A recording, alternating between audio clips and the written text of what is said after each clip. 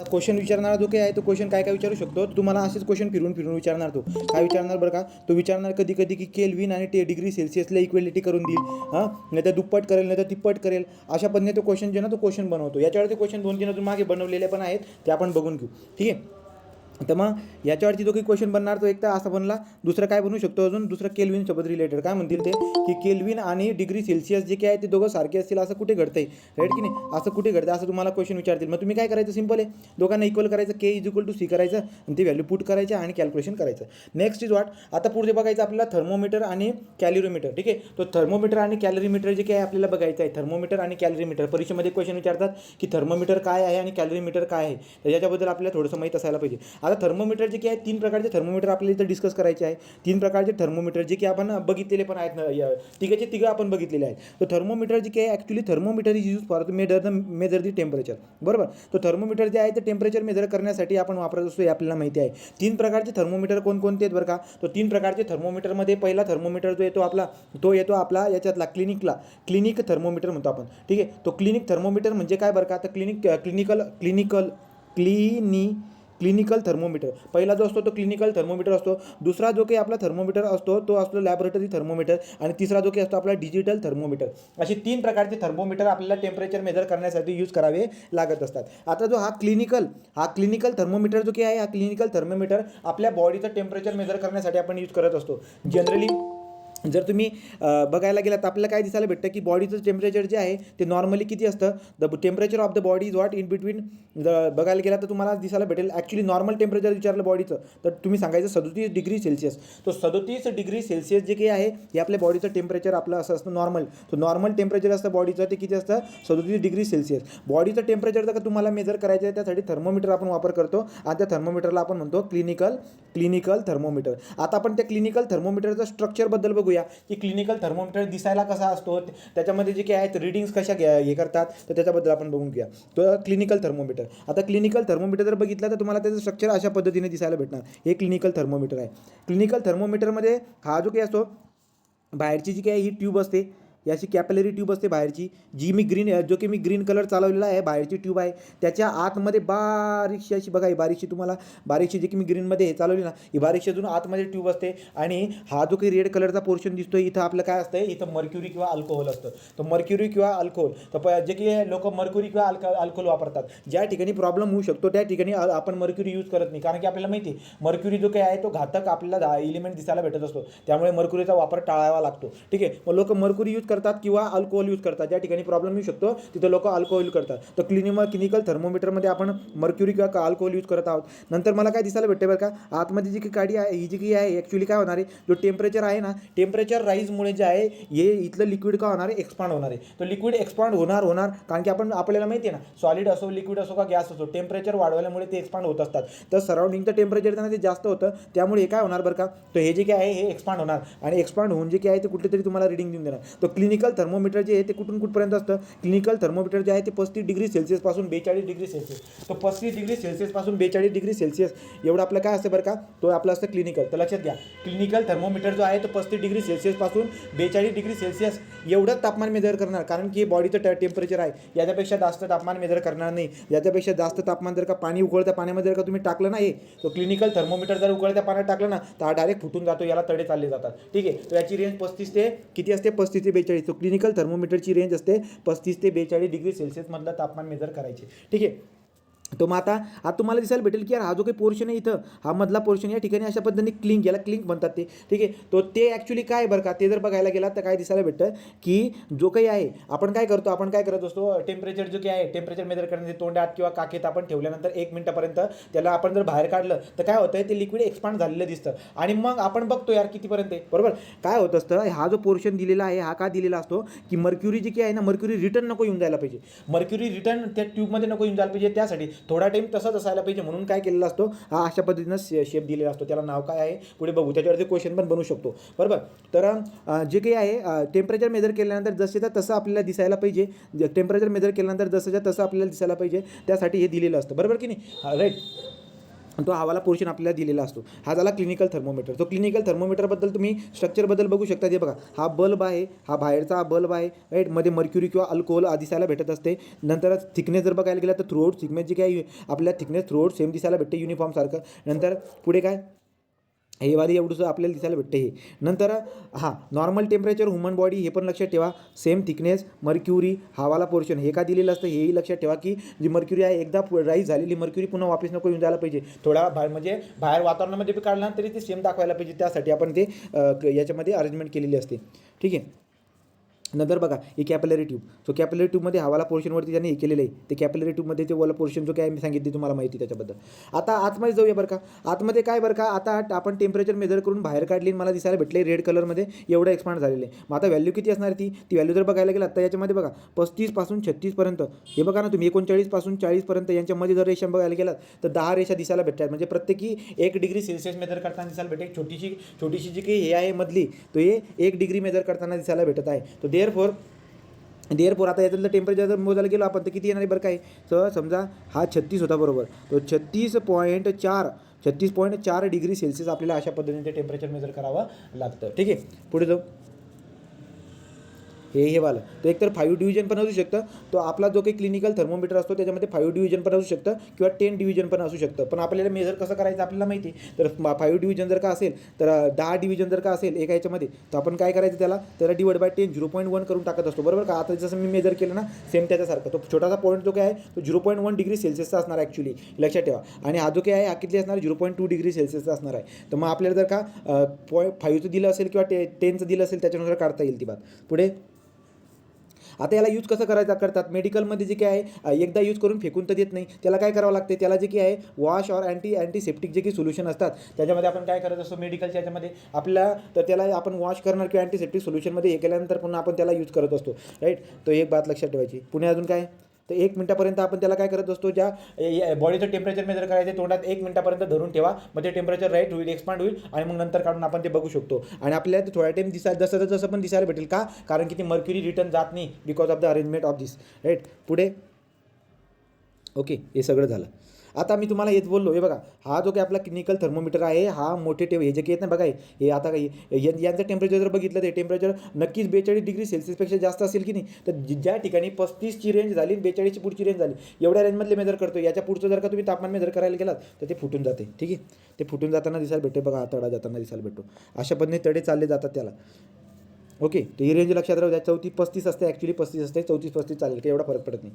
पुढे आता दुसरा जो काही असतो आपला थर्मोमीटर तो असतो लॅबोरेटरी थर्मोमीटर. म्हणजे काय बरं का, 35 डिग्री ते 42 डिग्री सोडून बाकीचे जे की इतर टेम्परेचर आहे ते मेजर करण्यासाठी आपल्याकडे लॅबोरेटरी थर्मोमीटर असतो. तुम्ही किती टेम्परेचर मेजर करू शकतात, -10 डिग्री सेल्सिअस पासून 110 degree Celsius, right. So -10 degree Celsius पासून 110 डिग्री सेल्सिअस एवढ्या व्हॅरिएशनमधलं टेम्परेचर मेजर करू शकतात. मग मला सांगा तुम्ही बॉडीचं टेम्परेचर मेजर करू शकतात का लॅबोरेटरी थर्मोमीटरने. लॅबोरेटरी थर्मोमीटरने आपण बॉडीचं टेम्परेचर मेजर करू शकतो का, सांगा पटापट. करू शकतो. राईट. बॉडीचं टेम्परेचर आपण मेजर करू शकतो कारण की या रेंजच्या बिटवीनमध्ये ते येते. परंतु या ठिकाणी प्रॉब्लेम काय येतो माहिती आहे का, या ठिकाणी प्रॉब्लेम असा येतो की लॅबोरेटरी थर्मोमीटर जर तुम्हाला यूज करायचं असेल ना तर ज्या बॉडीमध्ये आपण त्याला डीप करतोय, समजा त्या एखादं गरम पाणी, तर गरम पाण्यामध्ये आपण त्याला डीप करत आहे. ठीक आहे. तो गरम पाण्यामध्ये डीप करत आहोत तर आपल्याला काय दिसायला भेटते, गरम पाण्यामध्ये तुम्ही जर डीप करत असणार ना तर जसं तसं राहू द्या. म्हणजे काय, असं बाहेर वातावरणामध्ये काढलं का ते मर्क्युरी पुन्हा रिटर्न चालली जाते. मग मर्क्युरी पुन्हा रिटर्न का चालली जाते, कारण की लॅबोरेटरी थर्मोमीटरमध्ये जो किल असा तो हेवाला असा करो पार्ट होता हवाला, याची अरेंजमेंट करून ठेवलेली नाही. तो लॅबोरेटरी थर्मोमीटरमध्ये जे काही आहे असा जो काही करो पोर्शन होता त्याची अरेंजमेंट केली नसते. त्यामुळे तुम्ही टेम्परेचर काढून जर का बाहेर हे आणलं तर त्याचं रिटर्न जे मर्क्युरी किंवा अल्कोहोल जो त्याच्या मागे त्या याच्यामध्ये ट्यूबमध्ये चाललं जाते मागे. ठीक आहे. तर ती एवढं माल दिसायला भेटते. त्यामुळे बॉडीचं टेम्परेचर जेव्हा आपण मेजर करत असतो आणि बाहेर जर का आपण ते काढायला गेलो तर आपल्याला दिसायला भेटते की यार टेम्परेचर खाली उतरताना दिसायला भेटते. ॲक्च्युली किती टेम्परेचर असेल बॉडीचं ते नेमकं कळत नाही. ठीक आहे. तो लॅबोरेटरी थर्मोमीटरचा वापर आपण ॲक्च्युली करू शकतो. पण याचा जो काही आहे आपल्याला डिसएडव्हान्टेज काय दिसायला भेटतो की मर्क्युरी खाली उतरताना जेव्हा आपण तुम्ही मेजर केल्यानंतर बाहेर काढणार ना तर मर्क्युरी जो राईज झालेला मर्क्युरी होता ना तो खाली येताना दिसायला भेटतो का, कारण की त्याची अरेंजमेंट केली नाही, ते मर्क्युरी रिटर्न जाते. ठीक आहे. मी जे काही बोललो तुम्हाला कळालेलं असणार. तो लॅबोरेटरी थर्मोमीटर. हे बघा, -10 डिग्री सेल्सिअसपासून 110 एवढं रेंज आहे त्याची. तो कोणाची लॅबोरेटरी थर्मोमीटरची, तेवढी लक्षामध्ये ठेवायची तुम्ही. Right.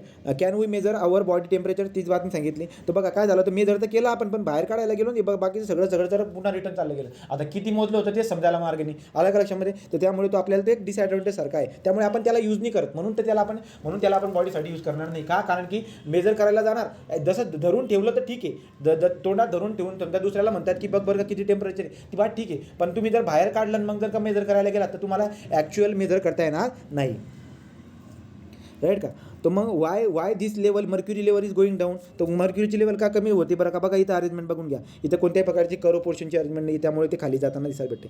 So laboratory thermometer has to be contact with the body measure. बघा जर तुम्हाला बॉडी एखाद्या ज्या ठिकाणातलं तुम्हाला बॉडीचं टेम्परेचर, एखादं लिक्विडचं टेम्परेचर, ज्याचं पण टेम्परेचर मेजर करायचं असेल, काय पाहिजे, laboratory thermometer has to be in contact with the body. तो त्याच्या कॉन्टॅक्टमध्ये असायला पाहिजे, तरच तुम्ही मेजर करणार. बॉडीचा कॉन्टॅक्ट तोडला का पुन्हा ते वापस चाललं जाणार. आलं लक्षामध्ये. चला पुढे जाऊ. राईट. तर ते लक्षात राहू द्या, ही एक क्रीमवर याची रेंज विचारतील किंवा याची रेंज विचारतील, हे दोघं रेंज तुमच्या लक्षामध्ये ठेवून घ्या. आणि कुठे काय अरेंजमेंट असते तेही लक्षामध्ये ठेवून घ्या. Right. We can measure our body temperature with the clinical thermometer but not with the laboratory. बघा रे, लॅबोरेटरी थर्मोमीटरच्या मदतीने आपण हे करत नाही, because there is a kink in the clinometry. बघा तो आपला जो की हा जो हे आहे ना, कोणता क्लिनिकल थर्मोमीटरमध्ये अशा पद्धतीचं किंक म्हणतात त्याला, किंक. तो किंक म्हणजे तो कर्व पोर्शन. राईट. तर किंक असल्या कारणाने बॉडीचं टेम्परेचर मेजर केलं आपण, पण लॅबोरेटरी याच्यामध्ये ते किंक नाही आहे. तर तुम्हाला आता तेवढा पॉईंट एकदम पक्का क्लिअर झालेला असेल. बोला याच्या अगोदरची सगळी बात क्लिअर झाली का रे. याच्या अगोदरची बात क्लिअर झाली का. हो. ठीक आहे. आता आपण काय बघत होतो बरं का. आता आपल्याला ॲक्च्युली एक्सपान्शन वगैरे बघायचे, 2 फोटे चुकून इथं टाकले गेलेले आहेत. बट ठीक आहे, हे जे काही आहेत मला काय सांगायचं होतं की एखादा सॉलिड असो का लिक्विड असो, सॉलिड लिक्विड किंवा गॅस जे काही आहे, उष्णता दिल्यानंतर मी टेम्परेचर वाढवल्यामुळे ते एक्सपांड होतात. हा पॉईंटसाठी मी 2 पेज इथं घातलेले होते. ठीक आहे. आता गंमत बघा, ही वाली बात. 0 डिग्री सेल्सिअसला किती असतं बरं का रे, 32 डिग्री फॅरनहाईट असतं. 100 डिग्री सेल्सिअसला किती असतं, 212 डिग्री फॅरनहाईट असतं. याचा जर का ग्राफ बनवला ना आपण, समजा इथं डिग्री सेल्सिअस केलं आणि इथं डिग्री फॅरनहाईट जर केलं ना, तर इथून आपल्याला तो एक फॉर्म्युला बनवता येत होता. राईट का. तर फॅरनहाईट किती 32 आहे, तो या 0 आहे. म्हणजे अशा पद्धतीने ते ॲक्च्युली कर्व सुरू होतं. कर्व कशा पद्धतीने सुरू होतं, अशा पद्धतीने कर्व सुरू होतं. मग तुम्हाला याचं इक्वेशन लिहिता येतं ना, कशाचं इक्वेशन लिहिता येतं तुम्हाला, y = mx + c. तो y = mx + c जर का तुम्ही वापरलं, त्याच्यावरून तुम्हाला जमून जाईल. इथं किती आहे, इथं 32 आहे, इथं किती आहे, समजा इथं 100 आहे. राईट. आणि 100च्या करस्पॉन्डिंग व्हॅल्यू किती आहे, सॉरी 100 नाही 200 फॅरनहाईटमध्ये ना 212 आहे. राईट. समजा इथं 212 आहे, इथं 212 आहे, आणि 212च्या करस्पॉन्डिंग इकडे डिग्री सेल्सिअसमध्ये किती आहे, हे 100 आहे. 0च्या करस्पॉन्डिंग 32 आहे, 100च्या करस्पॉन्डिंग 212 आहे. त्याच्यावरून आपल्याला स्लोप पण काढता येईल. राईट का. तर मग आपण y = mx प्लस इंटरसेप्ट करून टाकतो ना, mx + c. तर y = म्हणजे काय, तर degree Fahrenheit degree Fahrenheit y = mx + c. त्याचा स्लोप किती येईल बरं का. याचा स्लोप तुम्हाला काढता येईल. तुम्ही स्लोप कसा करता, y2 - y1 / x2 - x1. त्याच्यानं तुम्ही काढून घेणार. ओके. ॲक्च्युली याचा ऑब्झर्व जर केला ना, तर मला ऑब्झर्वेशन काय दिसायला भेटतं माहिती आहे का, की जर का समजा मी 10 डिग्री एवढं जर का वाढवलं ना, तर मला काय दिसायला भेटते, 32च्या वरती हे इकडे किती वाढतं माहिती आहे का, 32च्या वरती 18 डिग्रीने वाढतं, 18 डिग्री फॅरनहाईट. मी काय म्हणतोय बघा, लक्षात घ्या. जर तुम्ही डिग्री सेल्सिअस, हे बघा मी काय बोलतोय, 0 डिग्री सेल्सिअसला 32 आहे बरोबर. आता जर तुम्ही समजा 10 डिग्री सेल्सिअसने जर का वाढलात ना, तर 32मध्ये 18 ॲड होतो. किती होतं, 18 डिग्री फॅरनहाईट एवढा ॲड होताना दिसायला भेटत असतं. जर समजा, मग याचा अर्थ काय, 1 डिग्रीने जर का मी वाढलो असेल, समजा 1 डिग्रीने जर का मी वाढलो, तर इकडे किती फॅरनहाईटने वाढेल, 1.8 डिग्री फॅरनहाईटने वाढताना दिसायला भेटत असते. तर 10 डिग्री सेल्सिअस जर का वाढत असेल, तर 18 डिग्री फॅरनहाईट एवढं वाढ होताना दिसायला भेटत असते. राईट का. म्हणजे 1 डिग्री सेल्सिअस जर का वाढत असेल, तर 1.8 फॅरनहाईट एवढं वाढ आपल्याला दिसायला भेटत असते. आलं लक्षामध्ये. त्यामुळे तुम्ही फॉर्म्युला बनवून टाकला होता तो, हे बघा. मग 40ला किती असेल, तर 40ला किती आहे, तसं आपण आता बघा 0 डिग्रीला किती आहे, 32 आहे. ठीक आहे. तर 40ला किती असणार, मी काय बोललो, 1 डिग्री सेल्सिअस एवढी जर का वाढ झाली, तर इकडे 1.8 डिग्री फॅरनहाईट एवढी वाढ होताना दिसायला भेटत असते.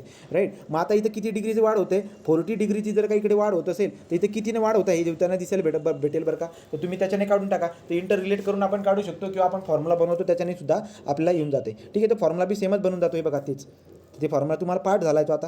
राईट. तो फॉर्म्युला तुम्हाला पाठ झाला आहे, तसं केलं तरी पण चालेल. पण मी सांगतो की याच्या मागे लॉजिक अशा पद्धतीने होतं. तर लॉजिक जे की आहे, लॉजिक कोणतं आपलं, तेच डिग्री फॅरनहाईट जर काय असेल, y = mx + c म्हणजे काय, इंटरसेप्ट किती आहे, 32. सो 32 आपलं इंटरसेप्ट आहे. नंतर काय, mx किती असेल, mx म्हणजे काय, TC. राईट. आणि एम किती असतो, स्लोप किती असतो 1.8. तर लक्षात घ्या स्लोप किती असतो, मी तुम्हाला बोललो ना 1 डिग्री सेल्सिअस जर का वाढवलं तर 1.8 डिग्री फॅरनहाईट वाढतो, बरोबर का. म्हणजे स्लोप किती आला 1.8चा. देअरफॉर काय असणार आपला y is equal to mx plus c म्हणजे काय इंटरसेप्ट. इंटरसेप्ट किती आहे 32. देअरफॉर कसं लिहिता तुम्ही 32 प्लस स्लोप किती आहे 1.8. 1.8 म्हणजे 9.5 पण लिहू शकता तुम्ही. आणि एक्स म्हणजे काय, एक्स म्हणजे t c. Therefore TF degree Fahrenheit म्हणतात तुम्ही. Temperature in Fahrenheit is equal to 32 plus 1.8 into TC. लक्षात राहील का रे. फॉर्म्युला जे काय आहे म्हणजे बनवता यायला पाहिजे, असं विसरून जायला नको परीक्षेमध्ये. आलं का लक्षात. त्यासाठी तुम्हाला मी सांगून दिली बात. चला पुढे जाऊ. आता जर का आपण पुढे गेलो तर पुढे काय दिसायला भेटणार आहे बरं रे. सो पुढचा आता हे झाले आपण दोन थर्मोमीटर कवर करून टाकले. कोणकोणते थर्मोमीटर बघितल्या बरं का आपण थर्मोमीटर बघितला पहिला क्लिनिकल, दुसरा थर्मोमीटर बघितला आपण लॅबोरेटरी, तिसरा असतो आपला डिजिटल म्हणजे काय बरं का. तर याच्यामध्ये जे काही ना कोणत्या मध्ये आतमध्ये असणारे लिक्विड एक्सपांड नाही होत. या डिजिटलमध्ये काय असतो, सेन्सर असतो म्हणजे काय म्हणजे सेन्स करणार आणि तुम्हाला तो डायरेक्ट आकडा देऊन देत असतो डिजिटली, राईट. सो हा झाला डिजिटल थर्मोमीटर. आपण जास्त करून आता डिजिटल थर्मोमीटर यूज करताना आपल्याला दिसायला भेटत असते, ठीक आहे. तो थर्मोमीटर तुमचा कवर झालेला असणार. आता आपल्याला जायचं आहे कॅलरीमीटर. तर कॅलरीमीटर जे की कॅलरीमीटरचा वापर काय, थर्मोमीटरचा वापर टेम्परेचरसाठी, तर कॅलरीमीटरचा वापर जे आहे ते हीट मेजर करण्यासाठी. तो कॅलरीमीटरचा वापर आपण हीट मेजर करण्यासाठी करतो किंवा स्पेसिफिक हीट म्हणा किंवा स्पेसिफिक हीट म्हटलं तरी पण चालेल. That is what see. तो तुम्ही हीट मेजर करण्यासाठी किंवा स्पेसिफिक हीट मेजर करण्यासाठी जे की आहे कॅलरीमीटरचा वापर करत असतात. कधी लॅटेंट हीट पण म्हणतात. तो हीट म्हणा ना बिंदास, राईट का. तो आपण काय बोलणार, हीट मेजर करण्यासाठी कॅलरीमीटरचा वापर आपण करत असतो. हीट मेजर कोणती हीट, स्पेसिफिक हीट असेल किंवा लॅटेंट हीट असेल. ती लॅटेंट हीट किंवा स्पेसिफिक हीट आपण 10वीच्या सिलेबसमध्ये बघणार आहोत, ठीक आहे. आपण काल काय शिकलो बरं का. तर जी काही आपली जी उष्णता मला सप्लाय करायची असते ते डिपेंड कशावरती करते ते आपण शिकलो, राईट का. स्पेसिफिक याच्यावरती, डिफरन्स ऑफ द टेम्परेचरवरती. आपण डायरेक्ट म्हणतो काय बाबा की मासवरती डिपेंड करतं आणि याच्यावरती डिपेंड करतं. मग कॉन्स्टंट काढला होता आणि हा कॉन्स्टंट सगळ्यांसाठी दिला होता. ही बात तुम्हाला चांगल्या पद्धतीने आठवत असेल कॅलरीमीटरमध्ये. आता कॅलरीमीटर जो की एक इन्स्ट्रुमेंट बनलेला आहे, ते इन्स्ट्रुमेंट कोणत्या बेसिसवरती बनलं आहे, ते इन्स्ट्रुमेंट एका प्रिन्सिपलवरती आहे. त्याला म्हणतो आपण प्रिन्सिपल ऑफ कॅलरीमेट्री. तो प्रिन्सिपल ऑफ व्हॉट, कॅलरीमेट्री. मग प्रिन्सिपल ऑफ कॅलरीमेट्री काय बरं का. प्रिन्सिपल ऑफ कॅलरीमेट्री काय आहे की जसं की काय म्हणतात, heat lost by a hot body is equal to heat gain by the cold body. लक्षात घ्या. कोणी एखाद्याकडून जर का एखादी गोष्ट जर का हरवली असेल तर हरवलेली गोष्ट जी काय कोणाला तरी सापडून जाते, असं ती बात आहे. तो याला तुम्ही आपल्या जीवनामध्ये करा का कुठेही करा. काय सांगितलं बरं का, heat lost by the body is equal to heat gain by the cold body. याचा मिनिंग काय होतो, समजा एक भांड आहे, याच्यामध्ये काय बरं काय पाणी, या पाण्याचं टेम्परेचर काहीतरी 20 डिग्री सेल्सिअस आहे. आणि मी काय केलं माहिती आहे का, एक लोखंडाची एक गोटी होती, ती गरम करून स्पियर गरम करून आणला, चांगला मजबूत गरम करून आणला आणि गरम करून याच्यामध्ये मी टाकून दिला, बरोबर. आणि याला पॅक करून दिला. आणि पॅकिंग पण इतकी जबरदस्त आहे, म्हणजे जी की सिस्टीममध्ये दिसायला भेटते ना, ही पॅकिंग इतकी जबरदस्त आहे की याच्या बाहेर उष्णता जात नाही आहे, राईट का. सो मग मी लाल कलरने दाखवतो, या निळ्या कलरने बघा. हा जो काही एवढा पोर्शन आहे याच्या बाहेर उष्णता काही जात नाही. आतमध्येच खेळ आहे. आतमध्ये काय खेळ होणार आहे बरं का, आतमध्ये काय होणार, ही गोटी होती, या गोटीचं टेम्परेचर समजा 60 डिग्री सेल्सिअस होतं आणि जे की पाणी आहे त्याचं किती आहे 20 डिग्री सेल्सिअस. मग आपल्याला एक बात तर पक्क माहिती आहे की high temperature to low temperature जे काही हीट ट्रान्सफर होत असते. सो हीट ट्रान्सफर होणार आहे, बरोबर आहे. हीट जे काही heat transfer from the high temperature to the low temperature. Okay, ही बात आपल्याला दिसायला भेटते. आता घडतंय काय बरं का, जो काही हा जो काही जी की बॉडी आहे लोखंडाची गोटी, ही हीट लॉस करणार, बरोबर. जे टेम्परेचर ती लोअर टेम्परेचरला देते ना, याचा अर्थ ती हीट लॉस करणार म्हणजे काय, काहीतरी समजा याच्याकडे काहीतरी उष्णता ऊर्जा होती की नाही, ती उष्णता ऊर्जा तो लॉस करणार. मग ही गोटी उष्णता ऊर्जेचा लॉस तर करणार, परंतु हे वॉटर त्याला घेऊन घेणार. तर तेच आहे, जेवढे हा लॉस करणार तेवढे हे वॉटर काय करत असतो, ते पुन्हा गेन करतो. सो देअरफॉर तुम्हाला विचारतील प्रिन्सिपल ऑफ कॅलरीमेट्री काय. On the basis of principle of calorimetry आपण कॅलरीमेट्री नावाचं इन्स्ट्रुमेंट बनवतो. हे कॅलरीमेट्री नावाचं इन्स्ट्रुमेंट जे आहे ते हीट मेजर करतं. कोणत्या प्रकारचं हीट, तर लॅटेंट हीट किंवा स्पेसिफिक हीट, या दोन प्रकारच्या हीटला मेजर करत असतं calorimeter. On the basis of principle सांगितलं तुम्हाला मी कॅलरीमेट्री, ओके. आणि कॅलरीमेट्रीचं प्रिन्सिपल काय आहे, heat lost by the hot body. ही हॉट बॉडीकडून जी हीट लॉस्ट होते ती गेन कोण करतोय, हा थंड बॉडी. तो थंड बॉडी ती हीटला काय करते, गेन करत असते. तर lost is equal to gain अशा पद्धतीने आपल्याला दिसायला भेटत असतं. आणि याच्यावरती प्रॉब्लेम पण विचारतात परीक्षेमध्ये. इथपर्यंत कळालं का रे, प्रिन्सिपल कळाला का बरं तुम्हाला.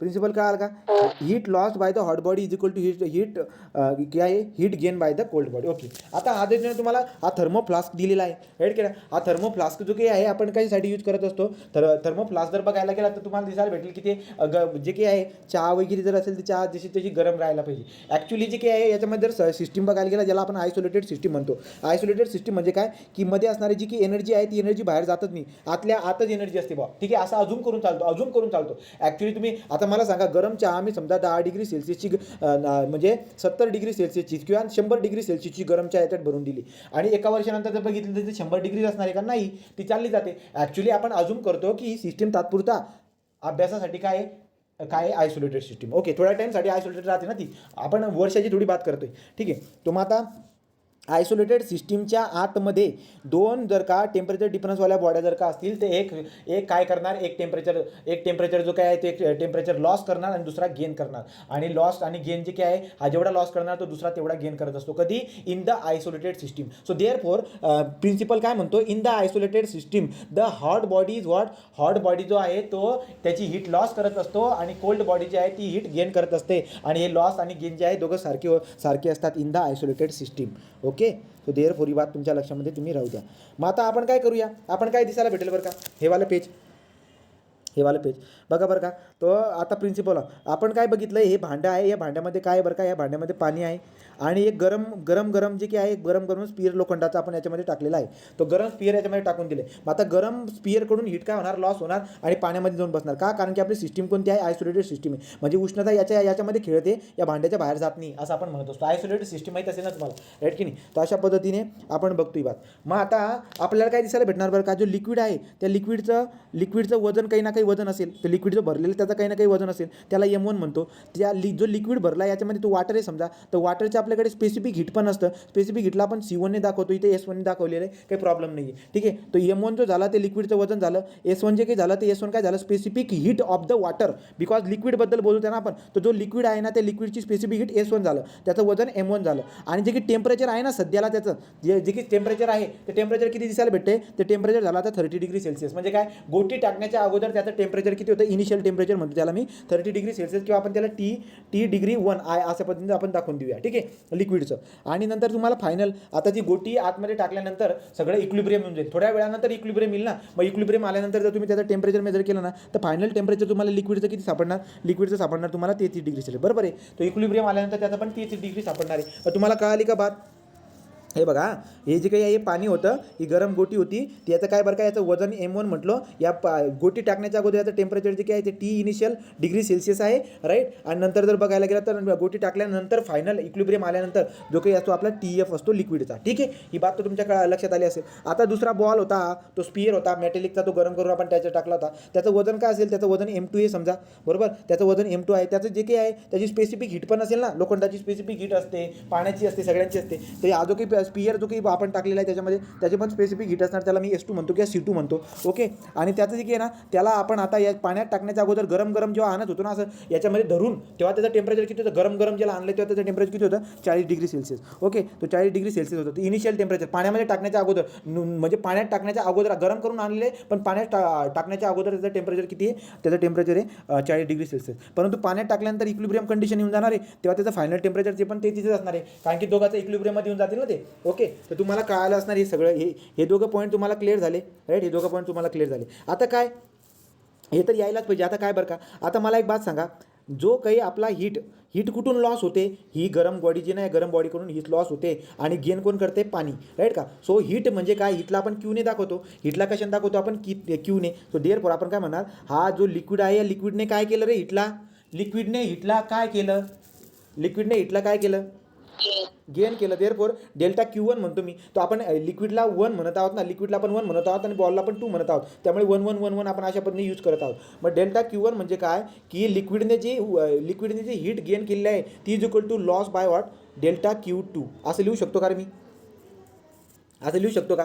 तर बॉलने जी की हीट लॉस केली अशा पद्धतीने आपण लिहू शकतो. बस मग हे जर का तुम्ही लिहू शकलात तर मग तुमचा फॉर्म्युला बनून गेला. ज्याच्यासाठी प्रॅक्टिकल पण करतात तर प्रॅक्टिकल करायची काही जरूरत नाही. मी ती प्रॅक्टिकल बी काढून टाकलं, जरूरतच नाही, प्रॅक्टिकलच करून दाखवलं. राईट का? एखाद्या भांड्यामध्ये गोटी हे करून प्रॅक्टिकलच करून दाखवलं. ठीक आहे. तर मग आता आपण काय करणार, डेल्टा Q1, तो Q1चा फॉर्म्युला आपल्याला माहिती आहे ना, हीट कॅपॅसिटीचा formula M into delta T into what C, हा फॉर्म्युला आहे आपला. मग तुम्ही याच्यामध्ये टाका ना, हा जो की ना हा लिक्विड आहे. मग लिक्विडबद्दल तुमच्याकडे जो डाटा दिला आहे जसं की काय सी दिलेला आहे, S1 म्हणताय तुम्ही सध्या सीला, S1 into M1 into what into difference कोणाचा बरं काय, फायनल मायनस इनिशियल. तर याला मी काय म्हणतो 33 किंवा T final 1 minus T initial 1 असं म्हणतो रे. ठीक आहे. इज इक्वल टू काय असेल, इज इक्वल टू काय असणार आहे आपला S2 into M2 into T final 2 minus T final 2, T final 2 minus T initial 2. अशा पद्धतीने तुम्हाला हा फॉर्म्युला भेटून जाईल आणि ह्या फॉर्म्युलावरून तुम्ही प्रॉब्लेम पण सॉल्व्ह करू शकतात. बोला काय आलं का रे, हा झाला आपला प्रिन्सिपल ऑफ कॅलरीमेट्री आणि या प्रिन्सिपलवरती कॅलरीमेट्री काम करत असते, तुम्हाला हीट मेजर करून देत असते. असं ते इन्स्ट्रुमेंट बनवलेलं आहे. ठीक आहे. तर असं इन्स्ट्रुमेंट बनवलेलं असतं. तुम्हाला ते विस्कोमीटर माहिती आहे का, रेडवूड विस्कोमीटर वगैरे असतात ना, त्याच्यामध्ये आपण काय करतो, ते भांड्यामध्ये हे टाकतो ते टाकतो, तसले प्रयोग करतात हीट मेजर करण्यासाठी. ठीक आहे. तो अशा पद्धतीने आपल्याला काय भेटून जात असते, हीट आपल्याला, तुम्ही म्हणा हीट कशी भेटणार बरं का, तुम्हाला कोणती हीट काढायची तुम्ही ती हीट काढू शकतात. तुमच्याकडे एवढे सगळे डाटा जो काय असल्यावरती तुम्ही सगळं काही कॅल्क्युलेट करू शकतात. उदाहरण आल्यावरती तुम्हाला कळून जाईल बात. ठीक आहे. Calorimetric is one of the method for determination of specific heat और latent heat of the substance. The method is use method of mixture. लक्षात घ्या, कॅलरीमेट्री जी की एक पद्धत आहे हीट मेजर करायची. ॲक्च्युली इन्स्ट्रुमेंट म्हटलं बी तरी पण चालेल, एक पद्धत झाली. राईट का? याला मेथड ऑफ मिक्सचर पण म्हणतात. मेथड ऑफ मिक्सचर सुद्धा म्हणतो का, कारण की तुम्ही एक गरम वस्तू आणतात आणि त्याला इकडे जाऊन टाकतात त्याच्यामुळे. राईट का? ठीक आहे. पुढे काय, when the body at a higher temperature is brought in a contact with the body of lower temperature, then the heat loss by not body equal to the heat gain by the cold body provided the heat is allow to escape the surrounding. मी तुम्हाला ते सांगते की सराउंडिंगला आपण isolated सिस्टीममध्ये बोलायचं काय, in the isolated system the heat loss by the hot body, heat loss by the hot body is equal to heat gain by the cold body. This is the principle of calorimetry. On that basis the method is what, कॅलरीमेट्रीची method आपण वर काम करून आपण specific heat किंवा लॅटेंट heat find out करत असतो. ठीक आहे. तर बघा, heat loss by the hot body is equal to heat loss by the gain body. Right. So this is the principle of method of mixture पण त्याला म्हणत असतो आपण. म्हणतो पुढे जर गेला तर काय, the device is which measurement can be made utilize the principle of calorimetry. त्याला आपण कॅलरीमीटर असं म्हणत असतो. ठीक आहे. कॅलरीमीटर म्हणत असतो. आणि the device which is in which the heat measurement can be made, झालं आहे डबल पान आलं पुढे जो. आता याचे जे नाही याचे प्रॅक्टिकल वगैरे असतात ते पण आपल्याला काही जरूरत नाही आहे, हे असले प्रॅक्टिकल वगैरे करायचे. ठीक आहे. हे प्रॅक्टिकल बघा अशा पद्धतीने जे काही ना स्पेसिफिक हीट वगैरे काढायचं भाई जरूरतच नाही आहे. आपल्याला माहिती आहे ना, आपण इकडे तिकडे पाठवून आपण जे काही आहे सॉल्व करू शकतो. आता उदाहरण बघा बरं, उदाहरण याच्या खाली असेल कॅलरीमीटर. तो कॅलरीमीटर लक्षात आलं तुम्हाला, काही सांगायची बात नाही आहे, सगळं सांगून दिलं तुम्हाला. पुढे जो हा वाला प्रॉब्लेम आहे बघा बरं रे, जमतोय का प्रॉब्लेम सॉल्व होईल का. आता हा प्रॉब्लेम जो काही आहे हा प्रॉब्लेम आपला कशावरून बघू. Suppose the mass of the कॅलरीमीटर water in it of the hot object copper which is put in calorimeter are same. Okay, the initial temperature of the calorimeter was 30 degree Celsius, right. वाटरचं initial temperature दिले and the hot object 60 degree दिले. नंतर specific heat of the copper and the water are एवढं दिलेलं आहे. Right. हे पण दिलेलं आहे. What will be the final temperature of the water. बोला काढता येईल का रे, सांगा पटकन.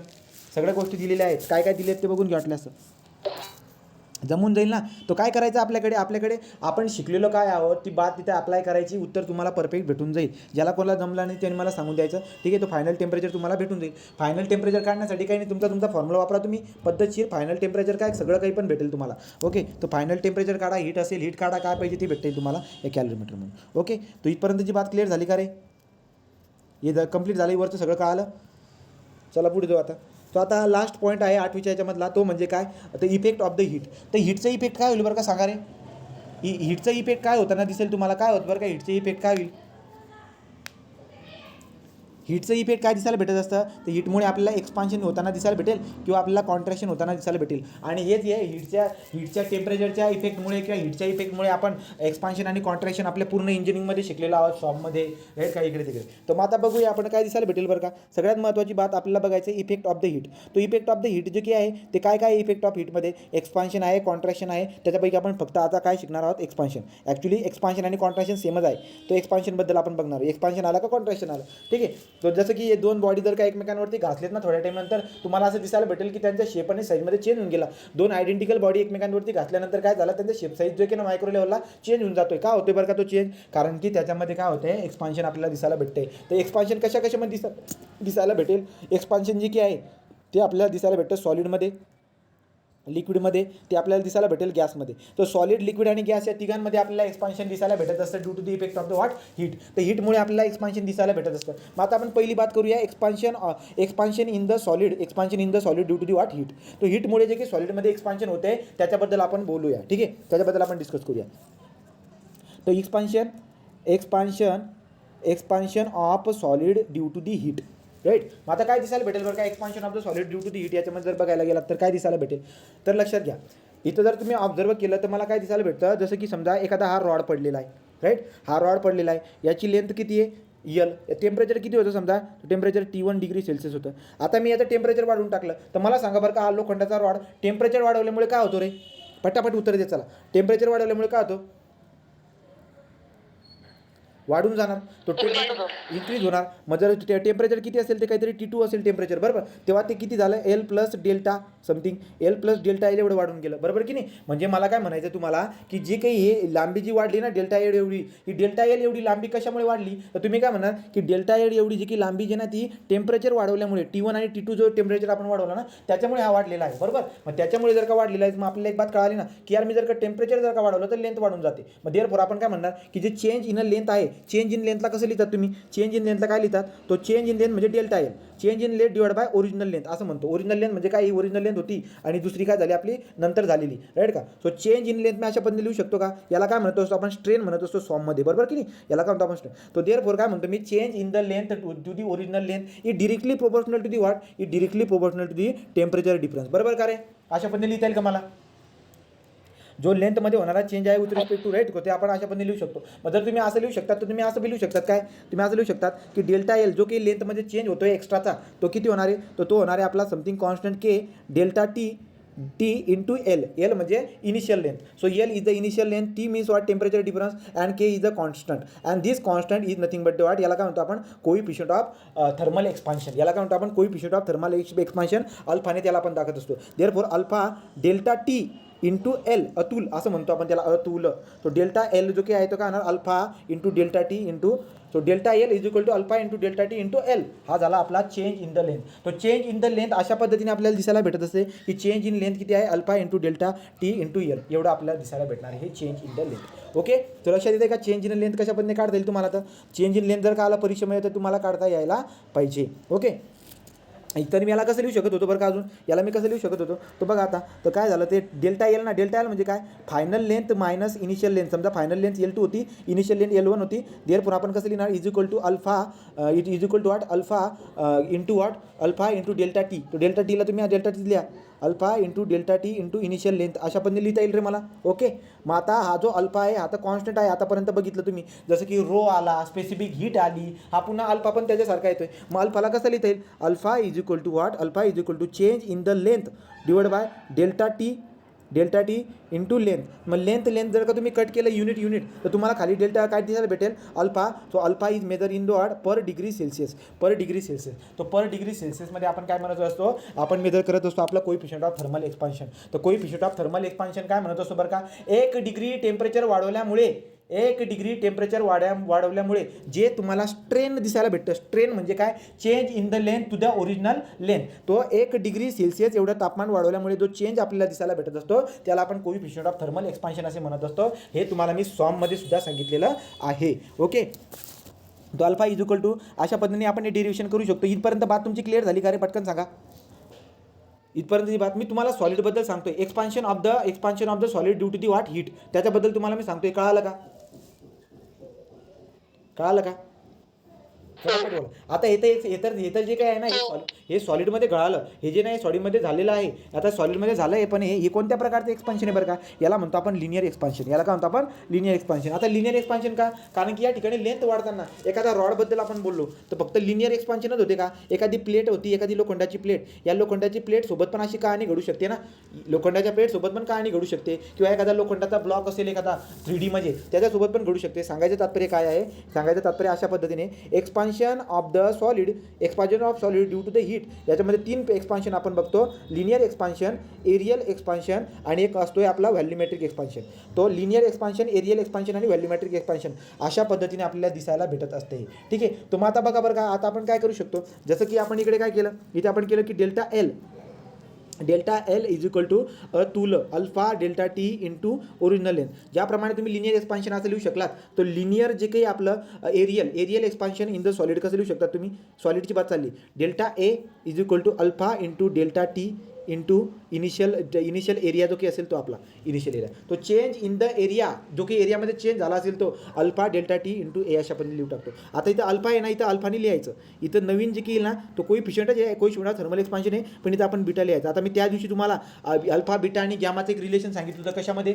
ते होतं आपल्या रेडिओ याच्यामध्ये. ॲक्च्युली ते त्याचं रिलेशन नव्हतं, परंतु ते लक्षात ठेवण्यासाठी खूप फायद्याचं झालं. त्याचा फायदा झाला आपला. आता बघू कसा फायदा होतो त्याचा. तो डेल्टा ए झाला का? आता तिसरं काय असतो? Change in the volume is equal to what. तो याला मी गॅमा म्हणतो. Gamma is equal to what? Alpha beta gamma is equal to delta T into value. लक्षात आलं का रे? तो लिनियर एक्सपान्शन, एरियल एक्सपान्शन आणि व्हॉल्यूमेट्रिक एक्सपान्शन अशा तिघी पद्धतीने आपण लिहू शकतो. तो expansion of solid due to the heat, हे लिनियर एक्सपान्शन, एरियल एक्सपान्शन आपण तिघी अशा पद्धतीने लिहू शकतो. इथपर्यंत तुमच्या लक्षात आलं का? इथपर्यंत लक्षात आलं? आता लक्षात घ्या. आता ते त्या दिवशी ते रेडिओ ॲक्टिव्हचं दिलं होतं, तुम्हाला काय बोललो तुम्ही की याला लक्षात काय ठेवायचं की अल्फाचं पेनिट्रेशन कमी आहे, बीटाचं त्याच्यापेक्षा जास्त आहे आणि गॅमाचं पेनिट्रेशन सगळ्यात जास्त आहे. त्यासाठी ते लक्षात राहत होतं, पण ते त्याचं रिलेशन नव्हतं. ते लक्षात ठेवण्यासाठी आपल्याला बढिया आयडिया भेटून गेली. ते रिलेशन ॲक्च्युली इथलं होतं, लिनियर एक्सपान्शनचं रिलेशन होतं ते. हा alpha coefficient of thermal expansion, alpha beta and gamma are the constant. याला coefficient of thermal expansion of what? Coefficient of thermal linear expansion, coefficient of areal expansion, coefficient of volumetric expansion अशा पद्धतीने आपण त्याला बोलणारे respectively. Therefore ते relation काय बनत होतं? आत्ता असं बनत होते: alpha is equal to beta by 2 is equal to gamma by 3. आणि हेच रिलेशन तुम्ही तिकडे वापरलं तर काही प्रॉब्लेम नाही आहे. पेनिट्रेशनचे याच्यात तुम्हाला एक MCQ तिथून सॉल्व्ह होऊन जातो. लक्षामध्ये मग तिकडे पण एक गोष्ट लक्षात राहून जाईल आणि इकडे पण एक गोष्ट लक्षात राहून जाईल. तर therefore alpha means what? Coefficient of thermal expansion for the linear, beta म्हणजे एरिया आणि गॅमा म्हणजे काय? व्हॅल्यूम. तो व्हॅल्यूमॅट्रिक काय म्हणायचं? त्याला volumetric coefficient of thermal expansion, areal coefficient of thermal expansion, linear coefficient of thermal expansion. तो linear coefficient of thermal एक्सपान्शनला मी अल्फा म्हणतोय. बीटा जो काय आहे तो आपला areal coefficient of thermal expansion आहे आणि गॅमा जो काय आहे व्हॅल्यूमॅट्रिक थर्मल एक्सपान्शन दिसायला भेटत असतो. आणि त्यांच्यामधलं रिलेशन पण मी तुम्हाला सांगून दिलं. हे रिलेशन एकदम फेमस आहे, याला पक्का लक्षात ठेवायचा. आणि याला यूज कशासाठी करायचा? आपले रेडिओ ॲक्टिव्ह एलिमेंट जे काय आहे तिकडे पण यूज करा आणि पेनिट्रेशन म्हणायचं, त्याच्यामुळे तुम्ही याला पण लक्षात ठेवू शकतात. ठीक आहे.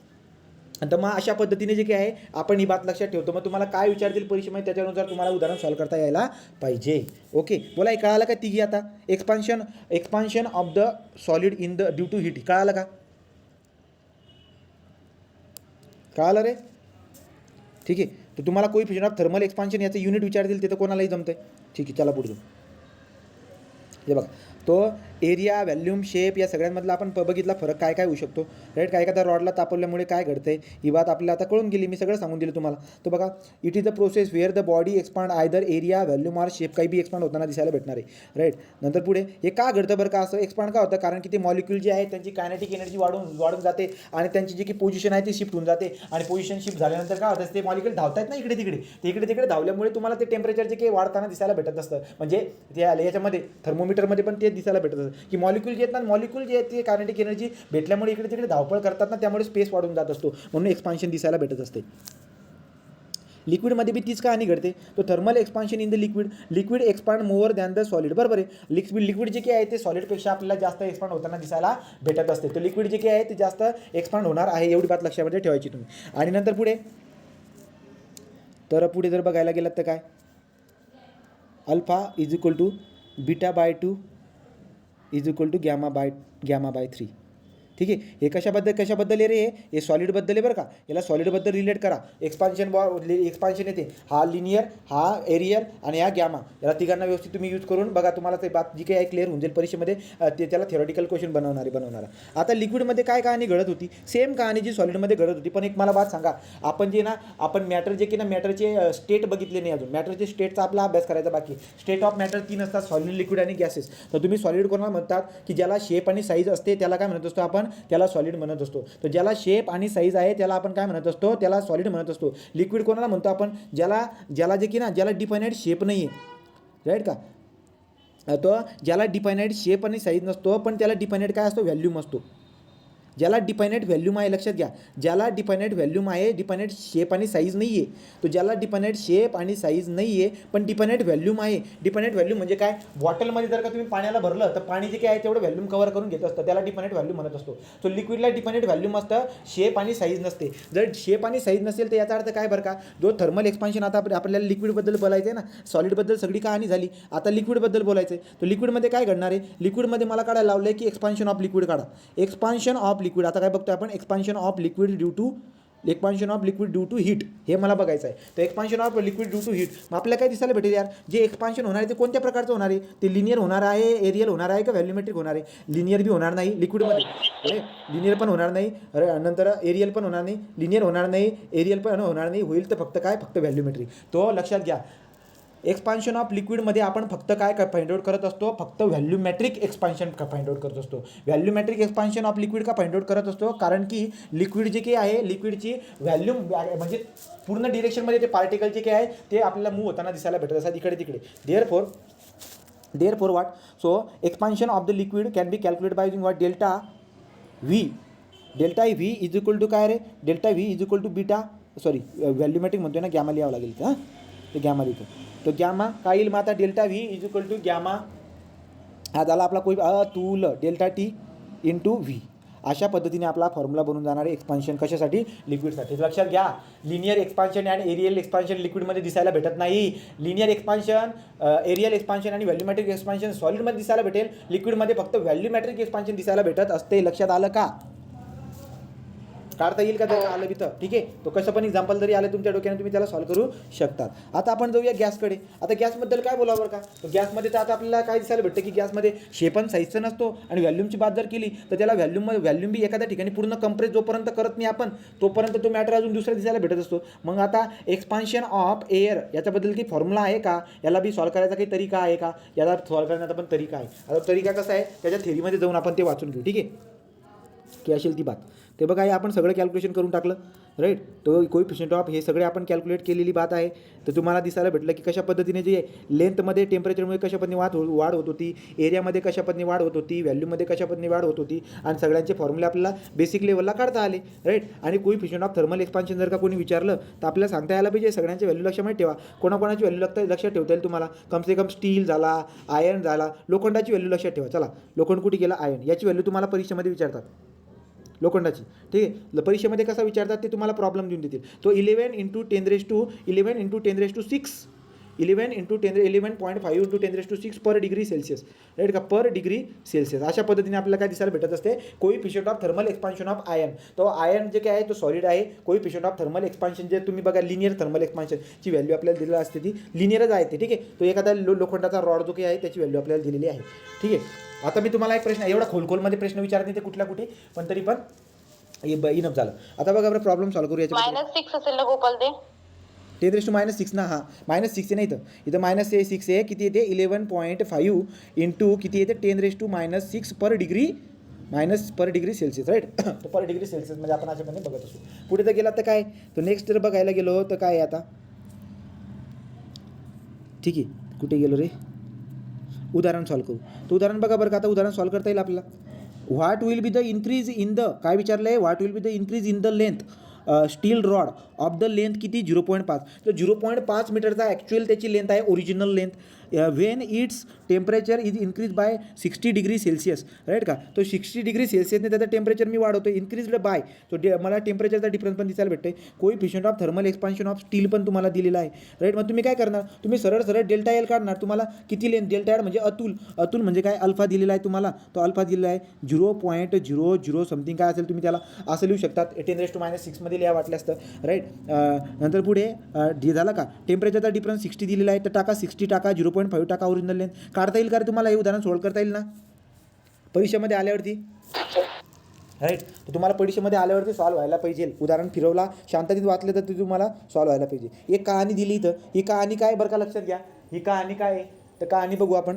तो काय दिसायला भेटते बरं, तर जे की रेल होता, एक रेल कुठलं बरं का, length of the bridge can also increase due to the expansion in the summer. तर समरमध्ये काय होत असते, जो ब्रिज आहे ना, त्या ब्रिजची लेंथ आपल्याला वाढताना दिसायला भेटत असते. The length of the 18 kilometre long Great Belt bridge in Denmark is increase by 4.7 metre in the summer. तर लक्षात घ्या, उन्हाळ्यामध्ये 4.7 मीटर एवढं जे काही आहे ते एक्सपांड होताना दिसायला भेटतं.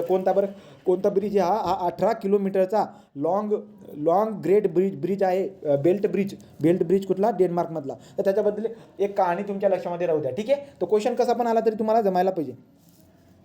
लिक्विडबद्दल काय बोललो आपण, liquid does not have the dependent shape but it has dependent volume, so we can define the volumetric expansion. अशा पद्धतीने आपण त्याला काय करू शकतो, कॅल्क्युलेट करू शकतो. आता तुम्ही म्हणणार की हे असं काय केलं बरं काय, हे काही समजायला मार्ग नाही, तू तर वेगळं सांगितलं आहे का, वेगळंच आहे. काही नाही, मी जे सांगितलं आहे तेच आहे. ते कशा पद्धतीने बघून घ्या वाटलं असतं. V2 - V1 मी असं करून टाकतो इकडे. इथे काय दिसायला भेटेल मला, V1 बीटा डेल्टा टी. आलं, V1 beta delta T same आहे, राईट का. तो जे कहाणी सांगितली ती कहाणी लक्षात ठेवायची, बाकी डोकं लावायचं काम नाही आहे. पुढे जाऊया. तर पुढे गेलात गॅसच्या बारेमध्ये. आता गॅसच्या बारेमध्ये बघूया. So gas does not even the fix volume. तो आता ॲक्च्युली जर बघायला गेलात, सॉलिडमध्ये काय होतं, त्याला शेप होता, साईज होता, फिक्स व्हॅल्यूम पण होता. आपण लिक्विडकडे गेलो, शेप नव्हती, साईज नव्हती, पण डिफायनाईट व्हॅल्यूम होता गड्या, राईट का. पण लिक्विडमध्ये आता काय आहे, so gas does not have even fix volume. याला पण गॅसला जो आहे फिक्स व्हॅल्यूम नाही आहे. गॅस एक्सपांड ऑन हीट झाल्यावरती गॅस एक्सपांड होतो. But if the gas is kept in the close box it's volume can not be increase but pressure increase. एखाद्या close भांड्यामध्ये जर का गॅस देऊन दिले ना, बरोबर आहे ना. आता एखाद्या क्लोज भांड्यामध्ये गॅस ठेवलेला आहे, तुम्ही खाली उष्णता देताय, तर काय होणार आहे, गॅस बाहेर जाणार नाही, त्यामुळे त्या भांड्यामध्ये प्रेशर जनरेट होताना दिसायला भेटेल की नाही. ही कहाणी बरोबर आहे. पुढे काय बरं का, तो देअरफॉर आपण आता काय करतोय, तो therefore expansion of the gas measure by keeping the pressure constant. तो काय करायचं आहे, प्रेशरला वाढवायचं नाही, प्रेशर कॉन्स्टंट ठेवायचा. प्रेशर कॉन्स्टंट ठेवून जे एक्सपान्शन तुम्ही काढताय ते एक्सपान्शन कशाचं, व्हॅल्यूमचं. सो लक्षात घ्यायचं, तो लेंथचं एक्सपान्शन तर हवेमध्ये लेंथचं एक्सपान्शन होणार नाही, एरियल एक्सपान्शन पण होणार नाही, लेंथ एक्सपान्शन लिनियर एक्सपान्शन पण होणार नाही. होईल तर काय, ते होईल फक्त व्हॅल्यूमचं एक्सपान्शन. पण व्हॅल्यूमचं एक्सपान्शन काढताना पण तुम्हाला प्रेशरला काय ठेवावं लागतो, कॉन्स्टंट. नाही तर प्रेशर इन्क्रीज होत जाईल, असं नाही करायचं. प्रेशरला कॉन्स्टंट ठेवायचा आणि मग फॉर्म्युला अप्लाय करायचा. याच्याबद्दल तुम्हाला क्वेश्चन दूरपर्यंत कोणी विचारणार नाही आहे, राईट. पण तरी पण बेसिक लेवलला लक्षात ठेवायचं की जर तुम्हाला गॅसमधलं एक्सपान्शन जर का मेजर करायचं असेल डेल्टा व्ही, तर डेल्टा व्ही तुम्ही कसा मेजर करणार, तो delta V is equal to original V into what, आपण कसं कळा म्हणतो, so gamma into delta T into original V. अशा पद्धतीने आपण त्याला कॅल्क्युलेट करू शकतो. बट हा फॉर्म्युला अप्लाय करण्याच्या अगोदर खात्री काय करून घ्यायची की प्रेशर काय असायला पाहिजे, कॉन्स्टंट असायला पाहिजे थ्रूआउट, राईट का. अशा पद्धतीने आपण तिघं जे काय आहे एक्सपान्शनबद्दल बघून झालं. बोला कळालं का रे. तो अशा पद्धतीने आपलं हे चॅप्टर जे काही पूर्ण कंप्लीट झालेलं आहे, 8वीचं पूर्ण चॅप्टर कंप्लीट झालं आहे. कळालं काय, सांगा पटकन. ठीक आहे. आता पुढे आपण उदाहरण सॉल्व करू. बरं आता चला तुम्ही उदाहरण सॉल्व करून दाखवा, हे मला पटापट उत्तर काढून दाखवा. What must be the temperature in the Fahrenheit so that it will twice in the value in Celsius. मी तुम्हाला मोजून फक्त 1 मिनटं देईल, ठीक आहे. तर 1 मिनटं देईल मी, मला तुम्ही उत्तर पटकन सांगा. लक्षात आलं का. तो काय सांगितलं तुम्हाला की फॅरनाईट जो आहे, फॅरनाईट इज इक्वल टू 2C दिलेला आहे त्यांनी, आणि म्हटलेलं की डिग्री सेल्सिअसमध्ये तो टेम्परेचर सांगा. तुम्ही काढलं F इज इक्वल टू किती, 320 डिग्री फॅरनाईट. ओके, चला पुढचं उदाहरण घ्या. पुढचं घ्या बरं, हे वाला सॉल्व करूया. A bridge is made up of 20 metre long iron rod. Okay, 20 metre iron rod म्हणतायत. At temperature of 18 degree Celsius the distance between the two rod. Okay, तो एक असा कोणता तरी एक रॉड आहे, राईट, आणि इकडचा एक कोणता तरी रॉड आहे. तर या दोघांमधलं जे की डिस्टन्स दिलं आहे, distance between the to rods is 0. या दोघांमधलं किती अंतर आहे, 0.4 सेंटीमीटर. किती टेम्परेचरला, तर 18 डिग्री सेल्सिअसला. आणि त्यांचं ओरिजिनल हे किती आहे, याचा 20 मीटर आहे, आणि इकडचा पण 20 मीटर आपल्याला दिसायला भेटते. पुढे काय, up to what temperature will be the bridge in the what, कुठपर्यंत आलं रे, the distance between two rod 0.4 centimetre up to what temperature will the bridge be good shape. Good shape म्हणजे काय बरं का, ते यांना म्हणायचं काय माहिती आहे का, की हे किती टेम्परेचरला जाऊन दोघं रॉड टच होऊन जातील, दोघं रॉड जे काय टच होऊन जाईल. म्हणजे सांगायचं तात्पर्य काय आहे की 0.4 सेंटीमीटरचा गॅप भरण्यास 20 डिग्री किती डिग्री सेल्सिअस सुरुवातीला 18 डिग्री सेल्सिअसपासून तुम्हाला कोणत्या डिग्री सेल्सिअसपर्यंत जावं लागणार आहे ते काढायला लावले तुम्हाला. तर बघा बरं का, अप्लाय करा. सॉम आहे इथं आपलं. मग तुम्ही काय करणार तर delta L is equal to alpha into delta T into L, right. Original length किती होती, तर ओरिजिनल लेंथ होती 20 मीटर. ओरिजिनल लेंथ किती होते 20 मीटर.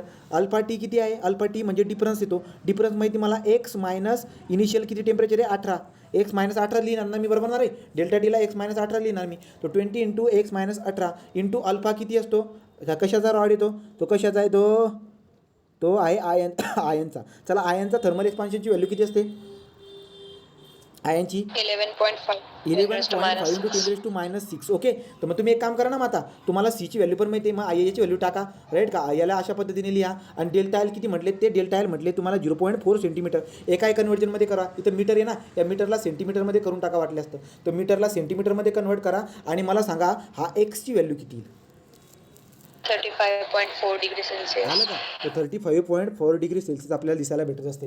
तर उदाहरण कसंही आलं तर तुम्हाला फक्त वाचायची जरूरत आहे. याला इंग्रजीमध्ये कळणार नाही, त्याने मराठीमध्ये बघून घ्यायचं आणि त्याच्यावर उदाहरण सॉल्व करायचं. ठीक आहे. तर बेसिक लेवलला उदाहरण होतं, व्यवस्थित समजून घ्यायला पाहिजे. चला पुढे जाऊ.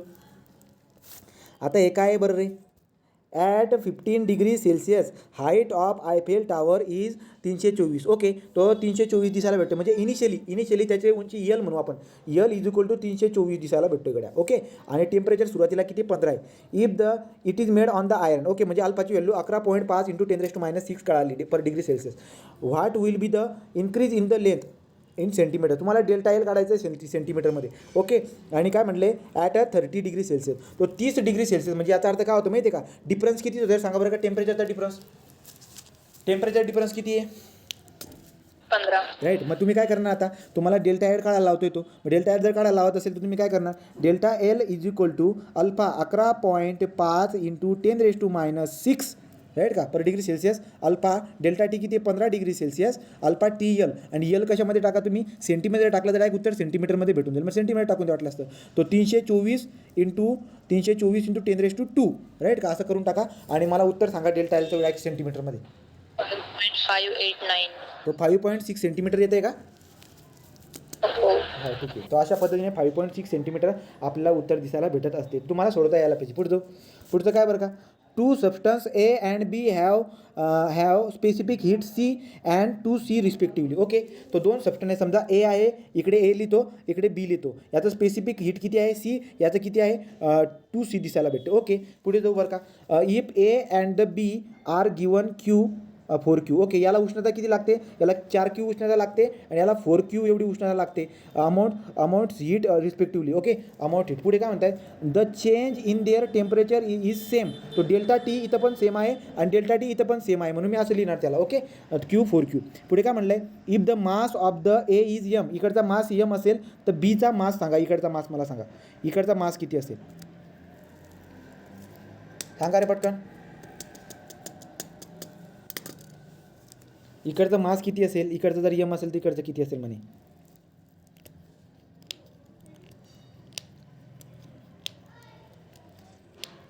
बघा कसं रिलेशन लावता येते तुम्हाला. मास किती असेल बघा,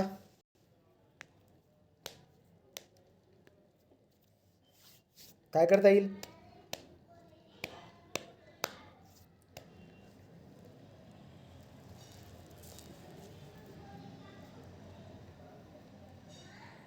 येत आहे का, काही जमत आहे का, काय करणार तुम्ही, इकडचं रिलेशन काढणार. समजा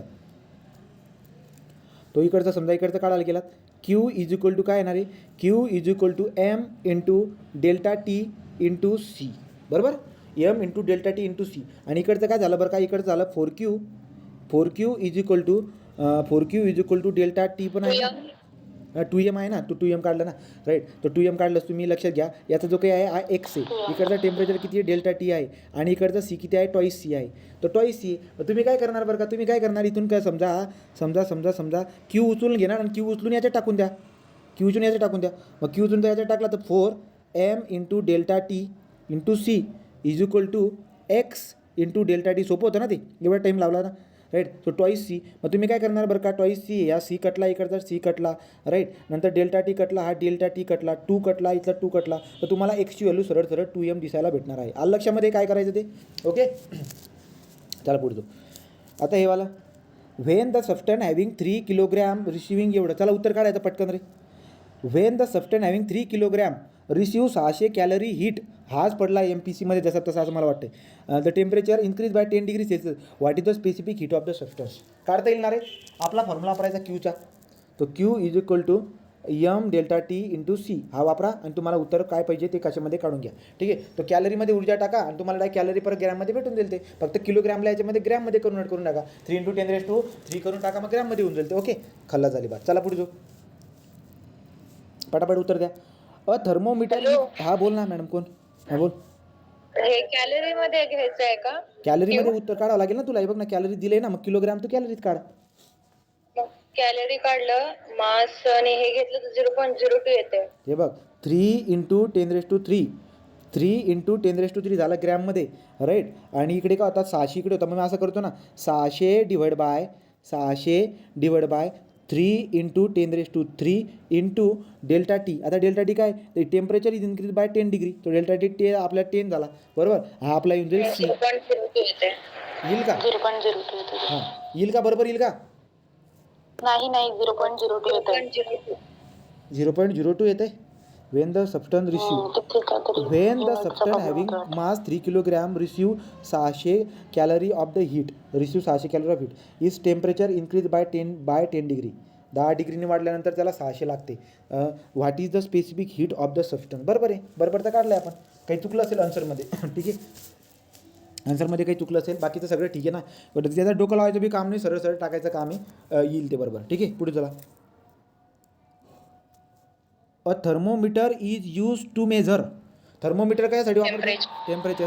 apparatus use to measure heat is called as calorimeter. Temperature is measure of the heat. Amount of heat. तो temperature is the measure of amount of heat. लक्षात घ्या, सगळे MCQ सांगितलं. Amount of heat. अरे आता amount of heat जर इथं फुल stop, इथं जर फुल स्टॉप असेल, अरे हा ना रे, थांबा ना रे. Temperature is measure the amount of heat जर इथं फुल स्टॉप असेल तर. परंतु पुढे आहे ना कायनेटिक एनर्जी. मग आपण इथं काय लिहिणार आता, इथं काय लिहिणार. So temperature is the measure of the total kinetic energy of the atom in the substance. तो टोटल ऑफ, बघा तुम्ही MCQ मध्ये टोटल दिलंय का अमाऊंट दिलेलं आहे. हां, इथं काय येईल आपलं ॲव्हरेज, सॉरी इथं ॲव्हरेज येईल. ओके, पुढे.